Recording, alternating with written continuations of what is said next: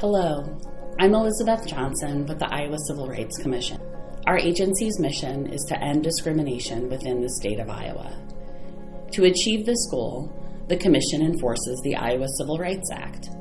This act protects Iowans from discrimination in the areas of housing, employment, public accommodation, education, and credit. This video is created in partnership with Embark and the Genesis Youth Foundation and focuses on the area of housing discrimination. In Iowa, it is unlawful to refuse to sell or rent property to anyone because of their race, color, creed, sex, sexual orientation, gender identity, religion, national origin, disability, or familial status.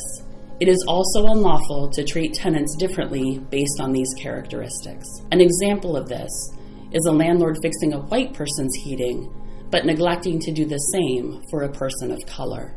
Immigrants and refugees in Iowa face housing discrimination at a higher rate than the general population due to several factors, including their race, language, national origin, and perceived vulnerability. This discrimination has been amplified by the COVID-19 pandemic because landlords wrongly believe that newly arrived Iowans are at greater risk for the illness due to their national origin and because of outbreaks in meatpacking plants where some immigrants and refugees work. I would like to share a story with you so that you can see what COVID-19 housing discrimination may look like in your community.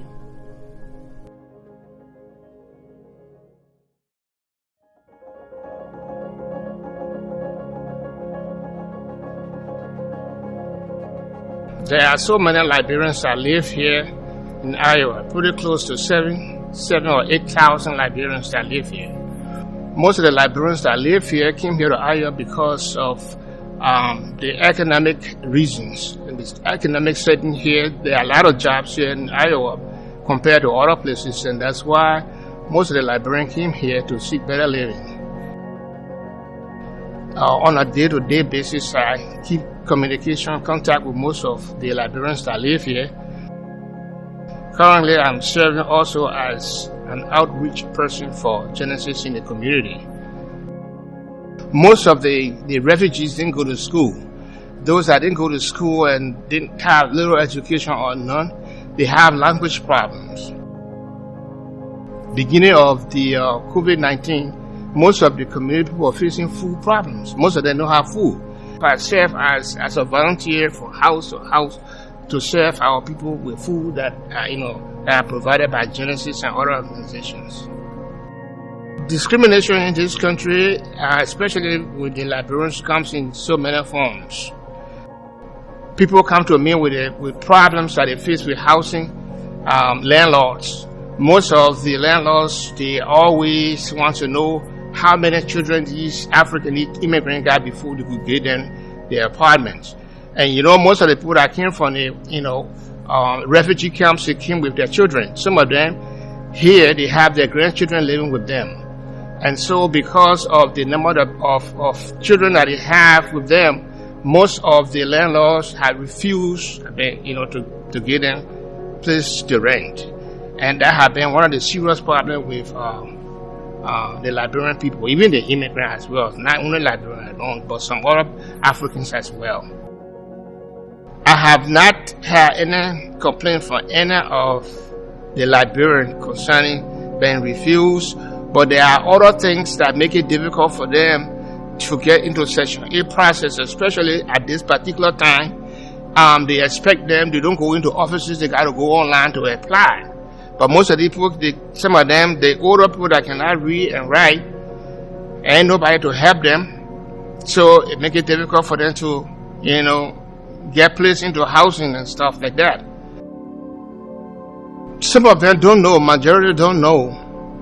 Those who are highly educated, they know what to do. But there are so many that do not know what to do. Even on the job site, some people that are discriminated on the job site and get terminated for no good reason, they stay home and they don't even know where to go to get help from. If they have organizations that will be able to teach them how, to do follow-up when they are denied of their rights and privileges, they will be able to pick it up from there. It will be very grateful to most of the Africans.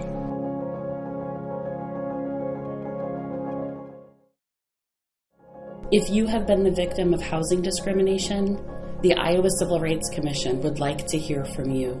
You can file a complaint by phone or email. If you have basic questions about discrimination or how to file a complaint, please call us and we will be happy to answer your questions.